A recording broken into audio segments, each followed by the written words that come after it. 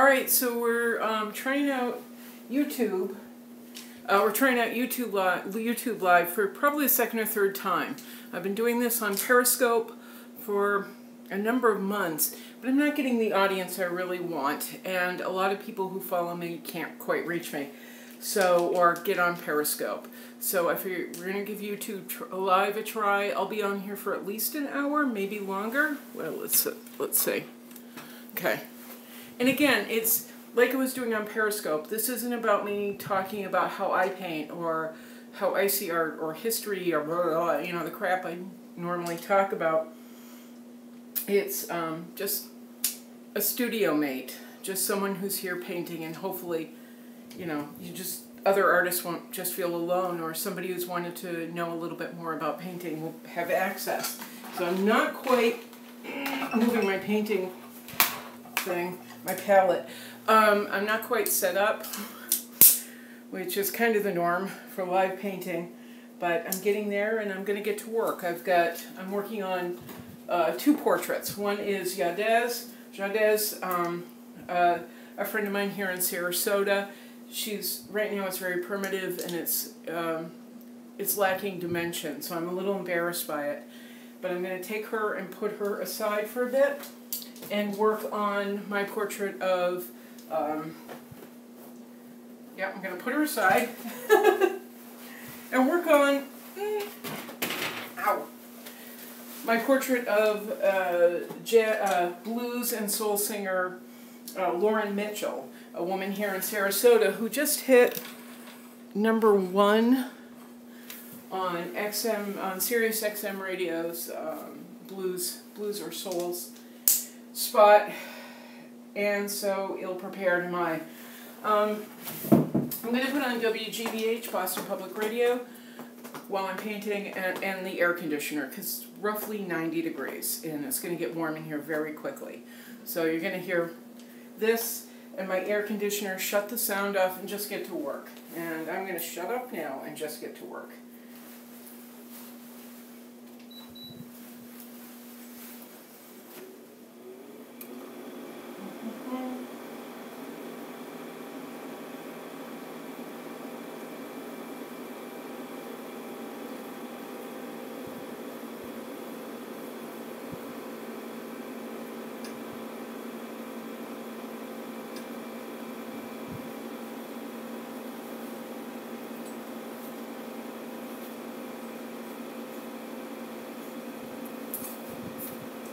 Don't play with the chords, okay?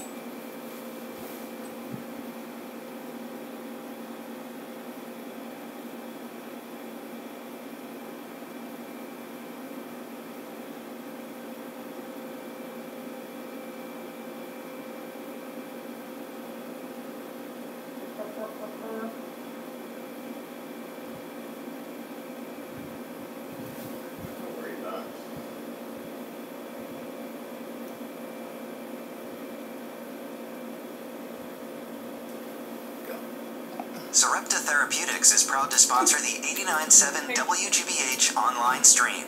More at sarepta.com. Are you concerned though about for those for whom some people would pay less, Jim, some would pay more? The point here was to try to recognize three things. Number one, the legislature gave us an assignment. The assignment we got from the legislature was come up with a contribution from the business community to support the fact that a lot of people who are currently working, because we've raised the eligibility level for Medicaid, are now in an on-mass health. And we did that and worked it through with them.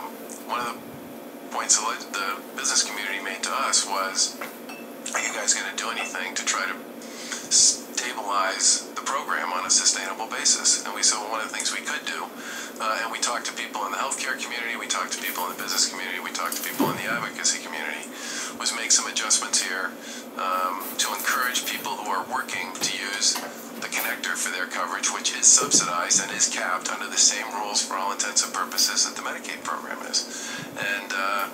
And that was something that we proposed as well as a whole bunch of other things. But that was basically in response to a legislative mandate, ask, whatever you want to call it, that we come up with a way to stabilize the program a bit. And by the way, you know, several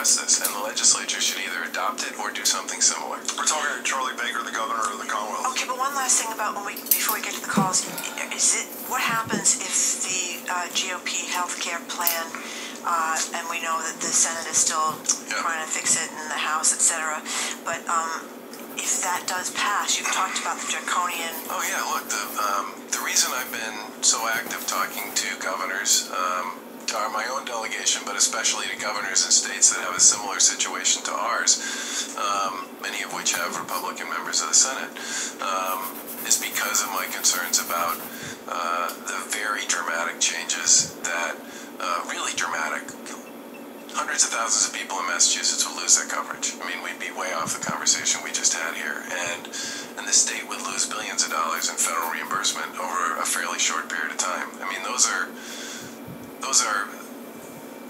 consequences that we need to figure out a way to create a coalition to advocate aggressively to ensure that that doesn't happen. Let's go. And that's exactly what we've been doing. That's the governor of the Commonwealth, Charlie Baker. He's with you and us till 1 o'clock. Carmelisa from Weston, you're first with the governor. That would be Charlie Baker. Hi, Carmelisa. Hello, good afternoon. Governor, my question is, taking in consideration Article 48 of the Constitution of Massachusetts, what's your stand on the actions of the Senate and the House of Representatives related to the change in the law that the people passed? Are you talking now about the marijuana law? Yes. Okay. Look, I'm a big believer in the initiative petition process. I've been on many of these initiatives, including some where Jim Browdy and I were on the opposite side. And what I would say is that in this particular case, the will of the people here is to create a recreational marijuana industry program in the Commonwealth of Mass, which I'm for, because the people of Massachusetts voted to do that. But it was a 9,000-word ballot question, and even people who were proponents of this thing said that there were issues that would have to be worked out with it after the fact. And I've been through that because I was a big supporter of Proposition 2.5, which was a initiative petition tax limitation measure that passed in 1980. And that law, as written, was never implemented. It was amended and adjusted to deal with real-life circumstances many times over the course of the next several years. But the core notion that property taxes should be limited in growth was always affirmed and always in place, sort of on a go-forward basis. And on this one, I said for a long time, you know, we need to put a recreational marijuana program in place in Massachusetts. But we also need to deal with issues around local control, potency, identification, packaging and labeling, and edibles and public safety. And those are things that I would think most reasonable people would agree should be addressed as we put this in place, especially based on the experience of states like Colorado and Washington, which have said over and over again that these are some of the things they wish they dealt with before they put the law in place. But at this point in time, what I really want is I want the legislature to come to terms with this. I want them to send me a bill. I want to be able to sign the legislation and get into the business of implementing this so that we will have the recreational legal program here in Massachusetts that people want. Two questions. Thank you, Carmelisa. Two questions about that, Governor, if I can. We asked you originally when they proposed postponing the opening of the retail shops 6 months, and you thought, and I'm paraphrasing, but you said you thought that didn't violate the will of the people, that was consistent, was fine. Perfectly appropriate, I think, were your terms. Two quick ones. Is raising... What that one really did, Jim, was move the effective date for opening retail operations from January 1, 2018 to July 1, correct. Which would give people the time and the opportunity to make sure that thing got implemented right. Okay, so the two of the major disputes between the House and the Senate, I had the other night on television, I had the Speaker and the Senate President there, and they said they'd resolve it by last Friday. They obviously didn't. Is raising the tax from 12 to 28% as the House does, is that honoring the will of the people? I think the goal here, and I've said this many times, should be we need to raise enough money to pay for the program. And again, if you talk to Colorado and Washington, they will both tell you that the revenue estimates never materialized. People talk all the time about how it's a really big industry in both states. That's true. But if you actually look at what they thought they were going to get in tax revenue and what they've actually gotten, it's a lot less. I think for me, this falls into the category of they should pick a number. The program should start, and if the number needs to be adjusted because it's either too much or too little, or we can't do what we need to do to regulate and oversee the program, or we have more money than we need to do, then we should cut it. But I think most reasonable people would agree that the tax rate for this program should cover the cost of administering the program. How about the issue of the voters? 1.8 million of them said voters themselves should decide whether or not a pot shop or some pot establishment should be banned in their particular community. And that's the Senate's position too. The House's position is no elected officials should be able to make that decision. Does that not run totally afoul of the will of the voters? It's a 9,000 word ballot question, Jim, as you know. I think the message that people heard over and over again, and that I heard over and over again, was this should be regulated like alcohol, okay? Alcohol decisions are not made. The opt-out is not made by a vote at a referendum level, at the local level. The decision to offer alcohol in a community is made by the elected body, whoever it happens to be. If you're going to regulate this like alcohol, then there should be a vote made by whatever the local elected body is to make. So you're fine with the House version of that, if that's what ends up being out of the conference committee, that elected officials get the power rather than the people themselves. You're okay with that? I'm okay with that. Except the one thing that would bother me about that, or that doesn't what I really bother want is a bill, so that we can get into the process of implementing this thing. But Governor, as you know, when this was being debated, when people were asking elected officials and law enforcement officials what they thought about recreational marijuana, almost like 99% of them were against it. Medical marijuana, 99% against it. So that could effectively mean that... And there are big communities that have voted already by referendum. Right. Not to have these located in their communities. But what I'm saying including is... some communities that actually voted to legalize it. But if you have elected officials making the votes, probably 99% of those elected officials are going to vote not to have a shop in their town because maybe they will and maybe they won't. It's going to depend to some extent on whatever the local community is interested in. I mean, people look. But if you live in Provincetown, elected officials are on the hook to the people in their community. Right. We all know that. But it's kind of like if you live in Provincetown and the only legal pot shop is in Amherst, you're not really getting what you voted for. Well, right now we have marijuana, medical marijuana in every county in Massachusetts, and we continue to open up. That's not true, is it? I thought we're only halfway there. Is that true? I'm pretty sure we got them in. Can you Google it? Google a month ago, we were only halfway there. It's fine. I'm pretty sure we got them in every county. Okay. So you're not worried about all these elected officials voting these down, meaning there is no recreation? I don't know what's going to end up coming out of the process. What I do know is that if you regulate this like alcohol, that decision gets made by the local elected body. They're the ones who decide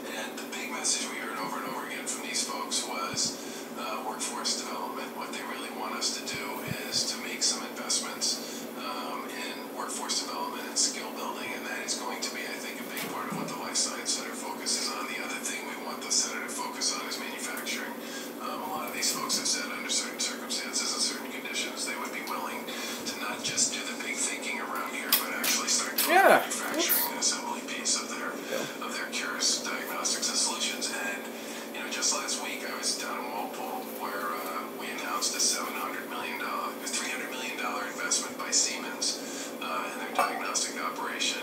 It's going to employ 600, 700 more people than they employ there now. And they said part of the reason they did it is because the state's committed to the space.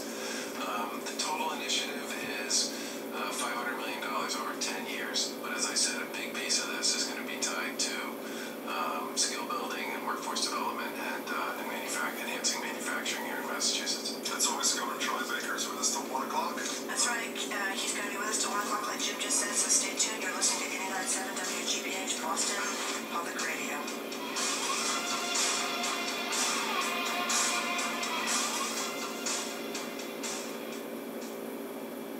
The summer's a great time for good friends, live music, and a couple of brews. And the 5th annual WGBH Craft Beer Fest is the place to be. July 15th at our place in Brighton, Mass. We're packing the place with WGBH listeners, some of the best food trucks and live bands in town, and plenty of local brewers like Aeronauts, Sierra Nevada, Idle Hands, Bad Martha, and plenty more. Don't miss out. Tickets are moving fast, and the day is almost here. Visit WGBH.org/beerfest. Support for WGBH comes from you and Nutter, where your legal issues are met by a team of attorneys committed to using a client-centric approach focused on putting your needs first. Nutter, Uncommon Law, Nutter.com. And Showcase Superlux, presenting the Royal Shakespeare Company's Antony and Cleopatra, a tragedy about the destructive power of seduction, at Showcase Superlux in Chestnut Hill, Monday, July 10th. ShowcaseSuperlux.com.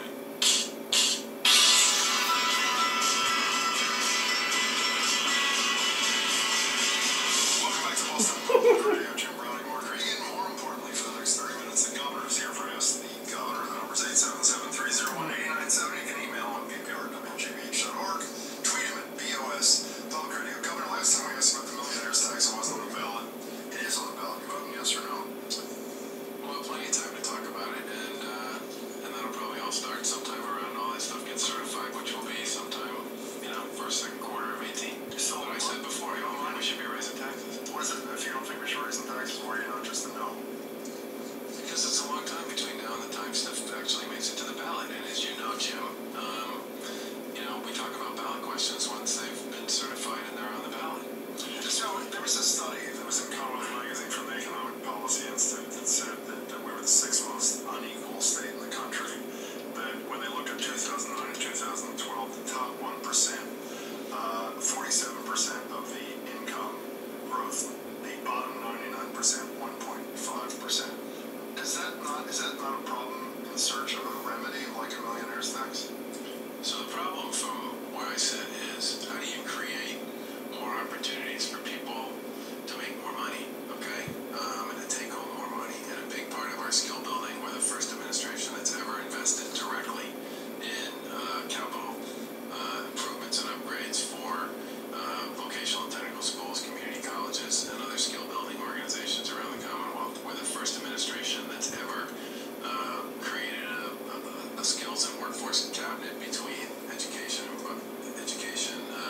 secretary, economic secretary, and labor secretary, and have pursued several initiatives, some of which the legislature supported, some of which they haven't, to get at programming to help the folks who have been out of the workforce for a long time develop the skills and the contacts that they need to get back into the workforce. We're also the first administration in a really long time to get an increase in the earned income tax credit through the legislature, which by doing that we increased the take-home pay of 400,000 low-income families by 50% on the value of the earned income tax credit. I think one of the great, and we've done a number of things to improve the quality of our schools, and a big part of our urban agenda has been about working with gateway cities and other communities that have not benefited from the extent of the expansion that's taken place in the Massachusetts economy generally, to improve their outlook and their employment. I mean, part of this is about geography. I mean, if you look at a lot of the data on this, what I would call kind of the Inside 128 stuff, it's just had a much better run the last 10 years than the rest of Massachusetts. Well, Boston is the most unequal city in the United States. Right. And despite that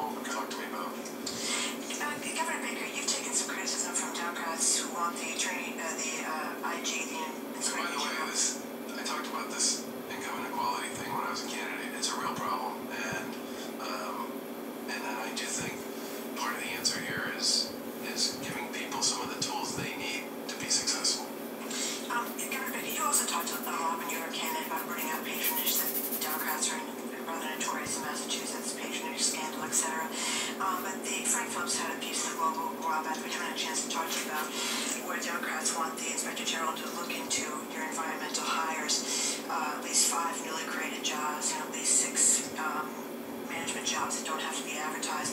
Most of them, these jobs, from my reading, have people with ties to Lieutenant Governor Karen Polito and where's the Energy and Environmental Affairs Secretary Matthew Beaton. Beaton, in his first year, created a job for his brother's father-in-law, and there's this other guy who ran, I guess, this lakeside bar and grill, who doesn't really have any experience, according to Phillips, in facility management and leasing, and he's working for $75,000 as director of ice rinks for the DCR department. That's the Department of Conservation and Recreation, I guess. These do look like they're people that are not necessarily qualified. They weren't advertised. This looks like patronage to me. So we were the first administration to actually put in place it's on the state website, a place you can go to anybody who gets hired who's sort of a middle manager and up.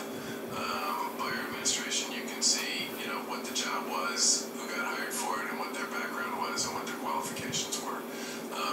I don't know enough about those particular ones to know if they meet that criteria. If they're not above, if they're like low-level people, they probably wouldn't. But if they're sort of middle manager and up, they would. And we have a pretty standard process for people to get hired that requires them to meet certain standards to get hired. The other thing I would say about, to use a standard that nobody can hire anybody they know, well, Mary Lou Sutters, who's our Secretary of Health and Human Services, I've known Mary Lou Sutters for 25 years, okay?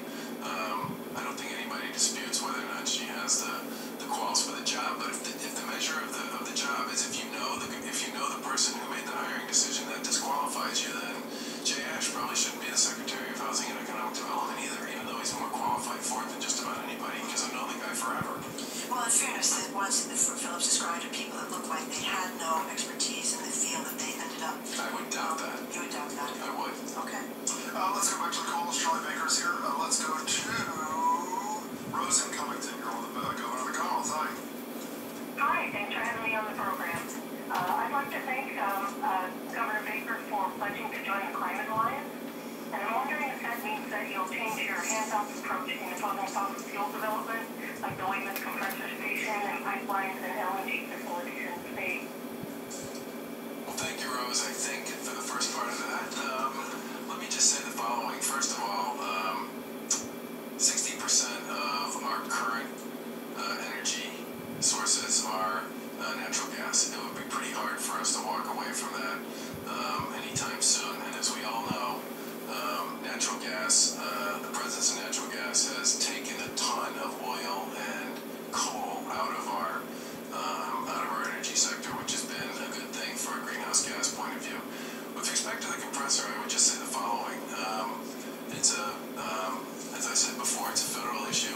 We got a lot, but we do have a role to play here because we implement certain federal standards here, and we got a lot of really positive input from folks during the Secretary Bean and his team during the public hearing process, and we will hold those folks to the highest standard possible under the federal law. You can count on that with respect to both public safety, public health, and the other issues associated with that. Rose, thank you very much for the call. I just wanted to get to a couple of emails. This one is from MJK, who wants to know when we are finishing 128. He says Route 9 lane work is 2 years and it's still going and a total mess every single day. I've driven to that project. It's a good question. We should talk to DOT about it. Well, there you go, MJK. Good action. We'll give the email address to the governor's office, and we'll get the response there. Let's go to Chris here in Bellingham. You're in Boston. By the way, the thing I usually hear whenever I complain, and believe me, I do, because I'm out and about quite a bit to the folks in transportation about various projects of one type or another.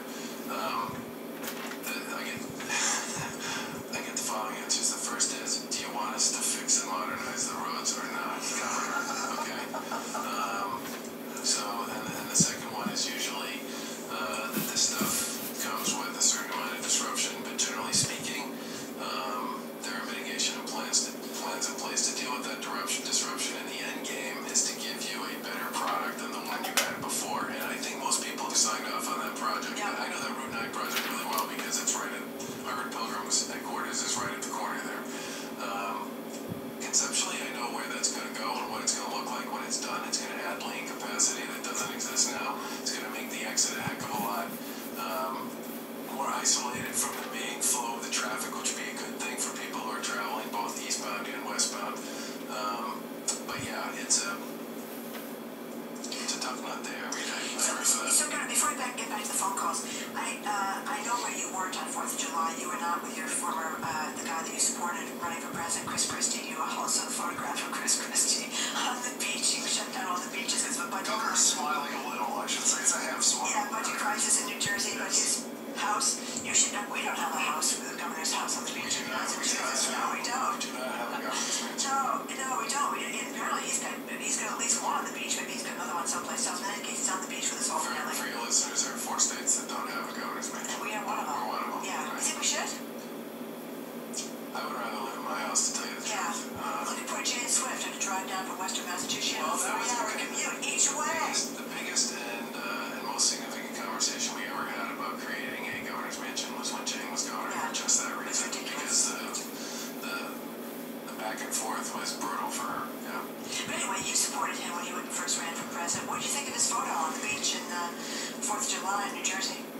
I think, well, first of all, I'm glad that we filed a 112 budget and that we have a 112 budget in place here in Massachusetts so that the beaches were open over the course of the weekend, okay? I mean, we anticipated that we weren't going to, the legislature wasn't going to get the yes on their negotiation by the beginning of the fiscal year, and we dealt with that. And it's my hope and expectation that sometime in the not too distant future we'll get a budget from them and we can put this all to bed. But I don't think it wouldn't be a good idea to be out on the beach when you're trying to get a budget done. But you're working with him on the opioid crisis at your first meeting. We've had maybe a dozen phone calls with conference calls with governors from other states and other experts in the field since that thing was originally announced. And our first public hearing where we took public testimony was 2 weeks ago down in Washington. But we collected a lot of data before that too, and I believe we'll make our interim report date, which is sometime later this month, and I believe the final report will be done sometime in the fall. And I think it's going to have 3 kinds of recommendations on it. Stuff you can do right away that doesn't require going to the legislature, stuff you can do in conjunction with states through administrative bulletins and that kind of stuff, and then a legislative recommendation. I think it's going to have a lot of really good and useful stuff in there to deal with this issue. Even though we're talking about a possible dramatic cutback in Medicaid and many people get services. Well, one of the things that you folks should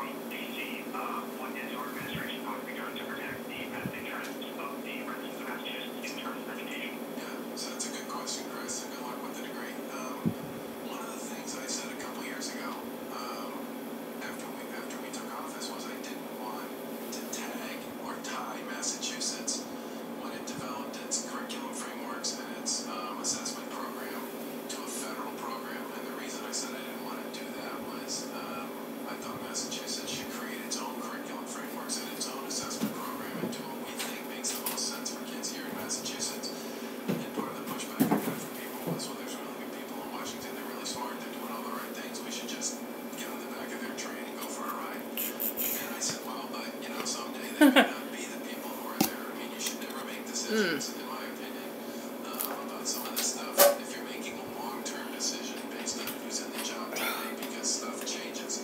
And the good news is the Board of Elementary and Secondary Education went out. They had hearings all over the Commonwealth. They collected a lot of data and a lot of input from a lot of teachers, administrators, and families and parents and others, and decided to develop our own curriculum frameworks and our own assessment program. And I think that's exactly the right thing. And I want Massachusetts. We're number one for a reason for the past 6 or 7 years in education here in the Commonwealth, and it's because on a bipartisan basis, dating all the way back to the 90s when I served under Governors Weldon and Cellucci, we all decided that this was, in fact, one of the most important elements of our capacity to succeed as a Commonwealth and to deal with economic opportunity and opportunity, period. And I was really glad that the board decided not to tie themselves to the national train on this stuff and to develop their own program. And as a result, Chris, Massachusetts will chart its own course in this area and not be tied to whoever it is that's developing this stuff at the federal level. Chris, are you supportive of or involved in any way in this lawsuit that Healy and more aliens in the United States have filed against laws about these student protections being withdrawn? I'm familiar with it, and I support the AG's pursuit of this. We talked to them about a lot of stuff. In fact, I talked to the Attorney General the last time she was here about a number of issues like that. And she was telling me that I was going out, and I think in many ways it's important that we represent, whether it's through administrative policy of the kind that I just described, or through legal challenge when it's appropriate in the best interest of the people of Massachusetts. Evidently, we're talking with Andrew Law in just a couple minutes about public defenders haven't been paid. I know. I've got an email from a woman who represents children with these neglect cases. She's still unpaid. She says she understands that the line item of the supplemental funds is entangled with the pot shop tax issue with no resolution and such. She says she can't pay her rent, her car insurance, her college tuition for her kids, her phone, health, etc. And she is hoping she's going to be paid soon. I mean, we filed this twice, okay? We filed it in, I think, March, and we filed it again more recently. And, this is deja vu. We had exactly the same conversations here last year. It's my hope that when the team gets done, folks will move quickly to also deal with this issue, because especially for these folks, this is a huge source of their bills, and this bugs me out. I mean, I don't like that people are taking these payments. Payments until the legislature appropriates the money. Henry, from the most of the development earlier with the Commonwealth. Hi, everybody. Thanks for having me on. Hi, Governor Baker. It's Andrea from your waiting room. Since I can't talk to you in person at the State House, I would just like to speak to you over the radio and invite you to come down and have a site visit on the proposed landfill conservation location at 6 Bridge Street in Raymond. Would love to have you. Okay, come on. I'll talk to the schedule with people about it, and I hope you're being well taken care of in the office. I am Joyce and Victoria and Constituent Services on down to the troopers have been incredibly nice to me and welcoming, and we have a great time actually. I would very much like to speak with you though. Why is the meeting happening? I don't know. I don't know. We get, I don't know. We get emails all the time about that same issue. Governor, there's a litigation Dark in here. that's involved around the fact that you have to register 20 days before election vote. They say it's unconstitutional. I'm not going to ask you what your position is on the Constitution. Fucking yay. Voters in Massachusetts are Call me a really hard sell on that one. People want to vote. It's not done right. You can have your town hall. You don't. Get your driver's license. There's a million different ways. We made it pretty easy in Massachusetts for people to register to vote. You just since they spend some money on I've talked to some folks at the local level about this. I'll tell you that they worry a lot about the administrative complexities. You spent some money on VoteGet and up at UMass Law. What'd you do? We spent a lot of money at VoteGet.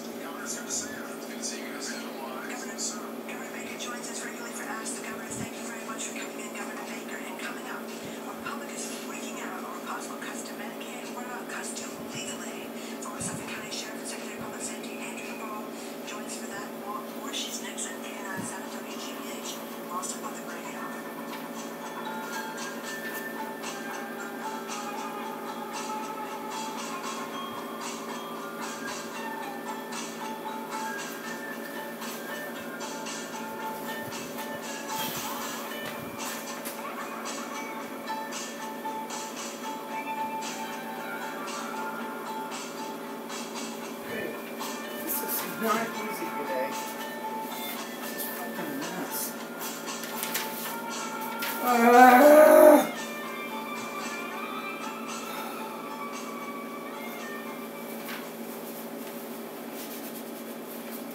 I'm Barbara Howard, later on WGBH's All Things Considered. This news program has a low profile in Boston, but it's making its mark coast to coast. Travel country, over 13,000 miles to over 30 performance shows.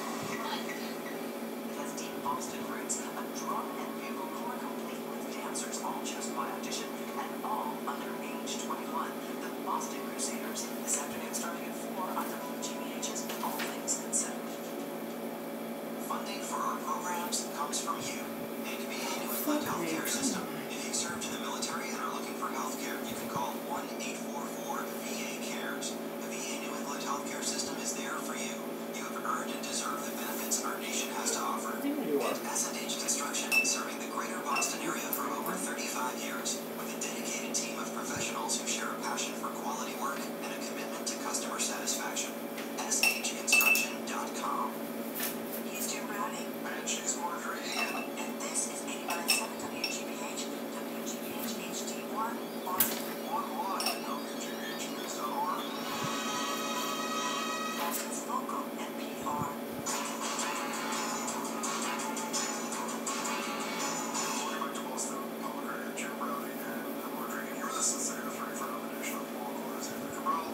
Andrea, we used to say, was former Suffolk County Sheriff, which she still is former Suffolk County Sheriff. We used to say she was former Secretary of Public Safety, which I guess is still true, but most importantly, what is she now, Marjorie? She is the star of Boston Public Radio on the weekend with her co-host. Weekend, Whatever it is. CPR, weekend.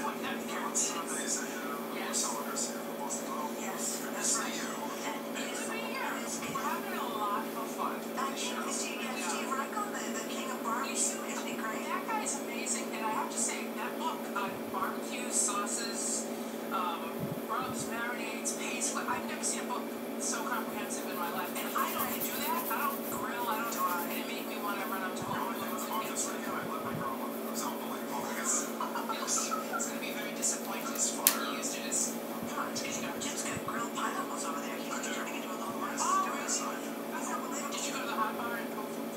No, actually, I grew up with myself. Did you I think it's not that difficult. Whole Foods. I'm disappointed you In any case, Most people don't grill pineapples, but actually, a lot of people do. they do. I taste for Jim, and fewer people. Shouldn't be growing.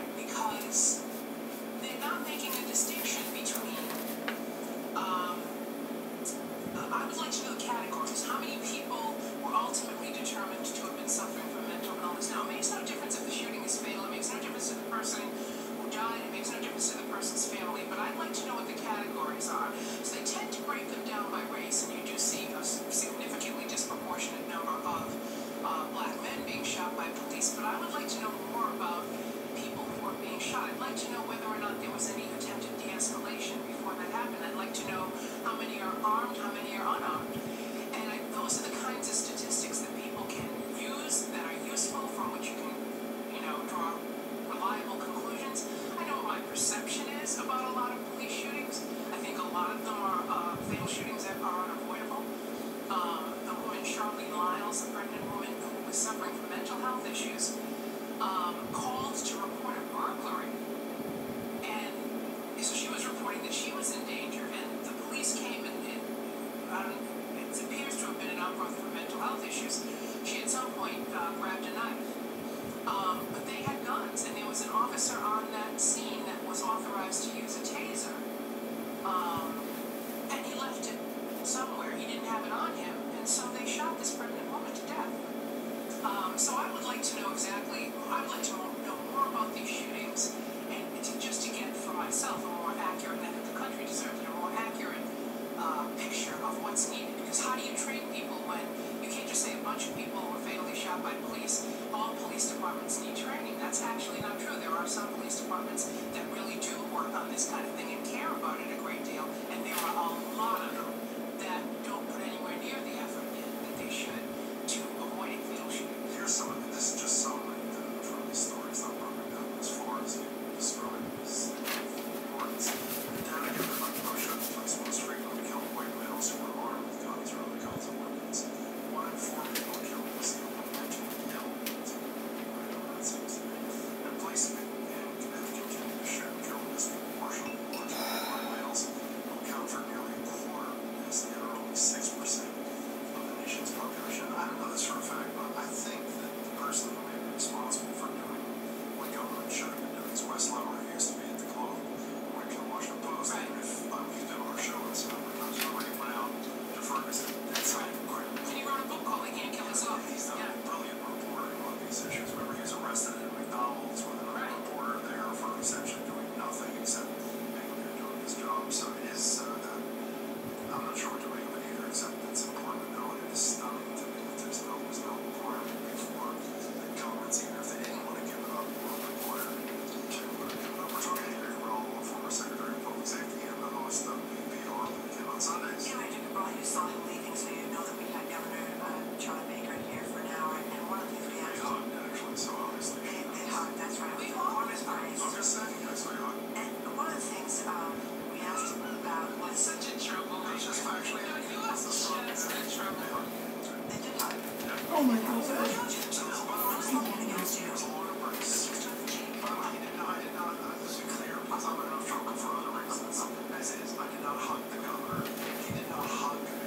I shook his hand and said, thank you for being here, governor. He said something. Okay, you kissed him on the cheek. Okay, fine. Now, the issue, the reason she's bringing this up It's because we had this discussion with him, but go ahead. He said we asked more than one occasion. the governor about, because of the budget problems, he blamed it on the legislature. Public defenders are not getting paid by the state. We have a story here on Northampton where it's one of them paid for 2 months. It's happened before every year. Every year we had a woman email, she's working for defending women in these abuse, or children in these abuse and neglect cases that are going through the system. They're not getting paid. I mean, public defenders make almost no money to begin with, so if you're not getting paid for 2 months, you could be thrown out of your apartment.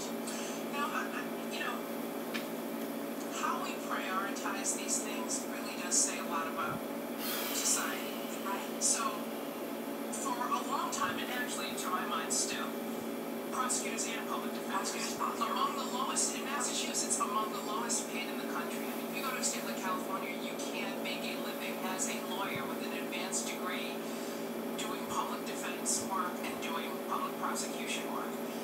Massachusetts, for some reason, I think at one point we were either just above or just below Kentucky. I mean, come on. Yeah, there are all these stories in the paper about people working as bartenders on the weekends so they can afford their rent because it's so expensive to live here. But if you're talking about people who do Oh my God, what the fuck is defense, that?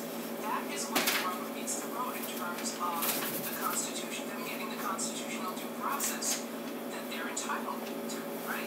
So when you deprive, because the budget is strangled, you're essentially depriving people of access to a lawyer, even though you are technically offering them access to a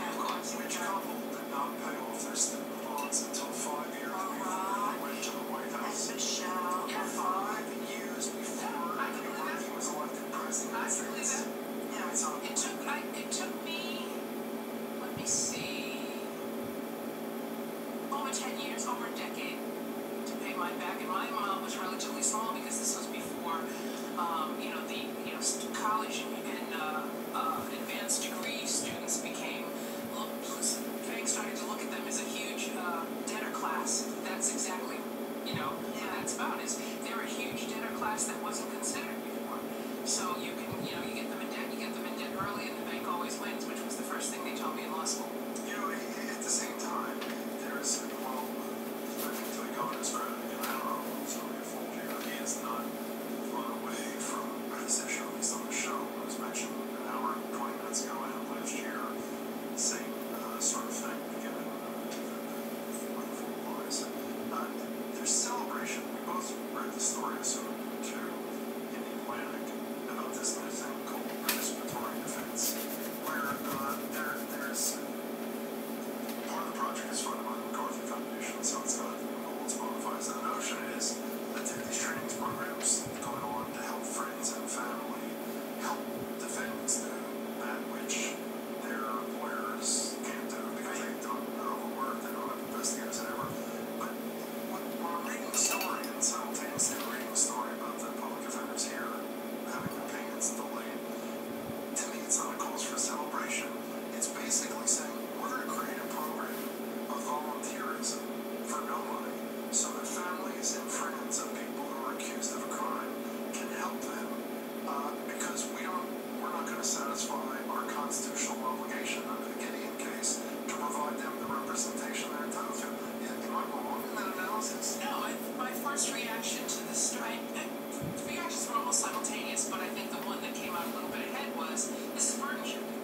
Shifting the burden onto, people who are friends and relatives of the mother of the defendant in this case, who has an interest. Compelling story. That said, I have certainly been in this situation as a prosecutor, because you're also obligated as a prosecutor to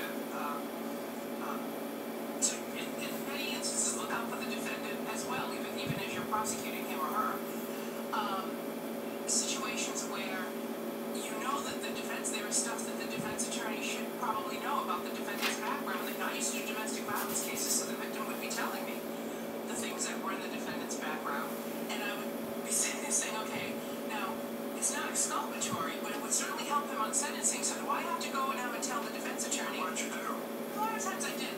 You really did? Well, sometimes it depended. I have to tell you, it depended on the severity of the offense and how sort of in some respects, how the victim felt about it and what I thought it would be used for, right? So if you're talking about someone who clearly has mental health issues, and what you want to have as part of a probationary condition is mental health treatment and all that kind of stuff, you would absolutely share that. But it's a fine line to walk. I'm not necessarily looking to engender sympathy for a defendant in his sentencing. But I can also remember when I did bail appeals at the Charles Street Jail, which was my first job out of law school. You would be doing it to alleviate overcrowding, and you would hear all of this stuff from people who could make some bail. They just couldn't make the entire amount that the court had imposed, and it would be sometimes impossible to get in touch with the defense attorney, to have the defense attorney do it, so we would do it ourselves. It is important, no matter how much you disagree with what the defendant has done and has been convicted of, it is important that the court continue to look at defendants as humans, right? Because that's the other part of this, right? And the people who humanize defendants are friends and family who know the defendant. And you see it in cases where the defendant is prominent. Judges get flooded with letters. There's no end to people wanting to come to the court in suits and ties and say what a great guy this guy ripped off people on a Ponzi scheme is, and don't send him to jail. Well, regular people deserve that too. Well, I'm not saying that it's not a good thing to have training available, so if a mother or a sibling or a close friend wants to help, but it's not such a great thing if it's a replacement for what publicly funded defense should be, rather than a supplement. If it's a supplement, it's great. By the way, I just want to say before we get to the civil side, which is what I used to do when I was a legal services lawyer, and the proposal by the president to defund legal services, civil legal services. Stopped it. For the court. Well, I didn't stop it. I didn't stop it single-handedly. I did help, but I did not say it. I want to talk about me for a second. It should be most, but on a whole other way for a second. Last time, when I was a defendant in, this is when I got in trouble with the state police, the lawyer who was the hostile witness, etc. I was there. My lawyer is a good friend of mine. I didn't know what you were like. My lawyer was a good friend of mine. He was the former head of Mass Warren, Ryan. How many defendants would you say were in that room that day? There were a lot. Hundreds, right? Would you not say hundreds? How much time, despite the best efforts of well-intended public defenders,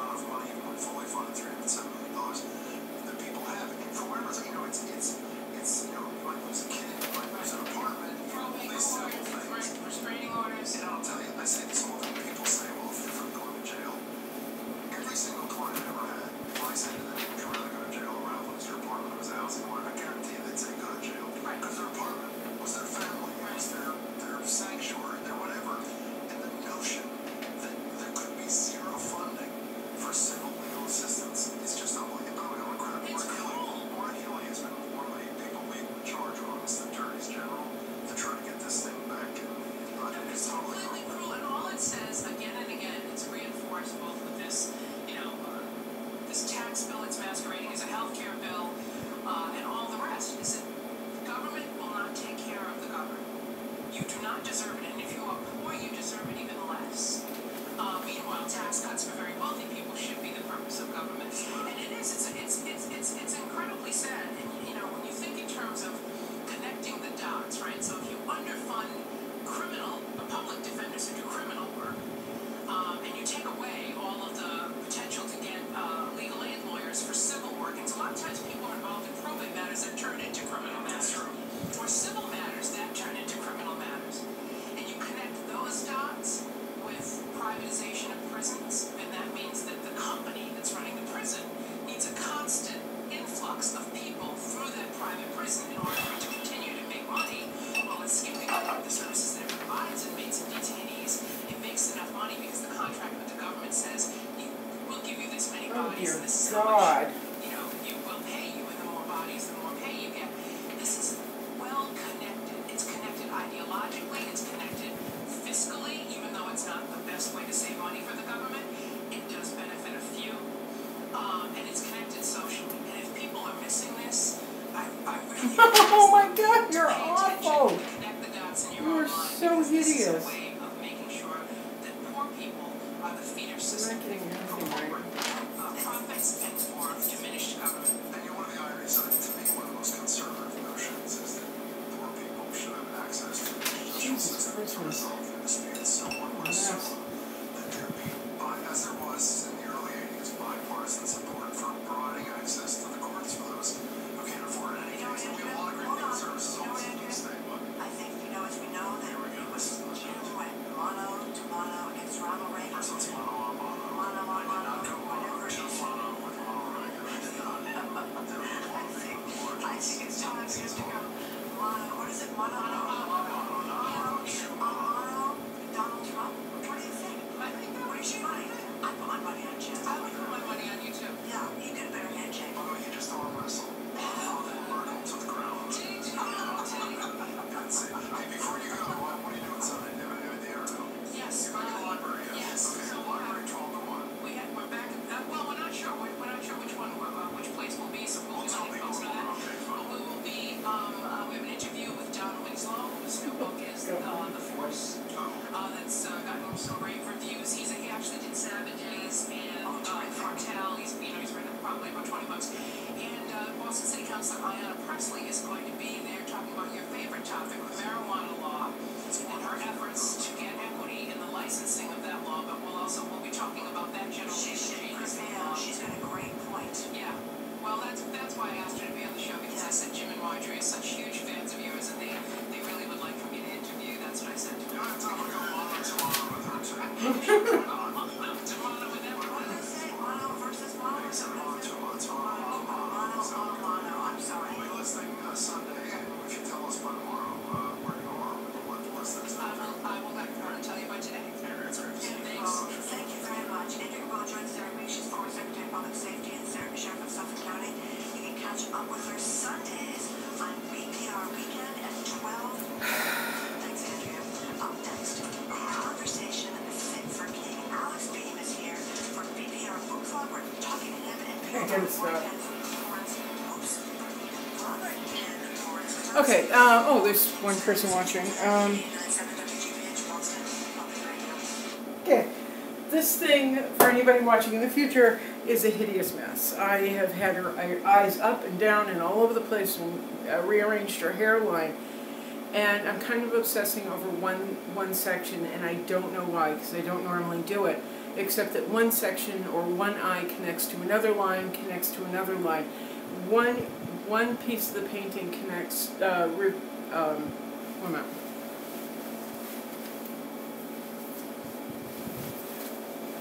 one tiny piece of the portrait can affect the entire painting and everything being lined up correctly or shaded correctly or not. So I'm going to take a break because I really am ready to stab this canvas, which happens quite a bit. But I'm almost to the point of throwing brushes at it. Nobody wants to watch that. She's just a train wreck, and I'm really angry with myself, and I can't focus. So I'm going to wash up, I'm going to eat some lunch, and I might come on back on in a little bit. I don't know. It's my first time on YouTube. Again, I've been doing this on Periscope for months, but today I decided to make it a little bit easier for people to follow me by watching me make a horrific mess and get really frustrated and put her eyes up and down and over here and her gigantic head smaller and then bigger, and I need a break. I need a break. Maybe I'll see you in a little bit. Ciao.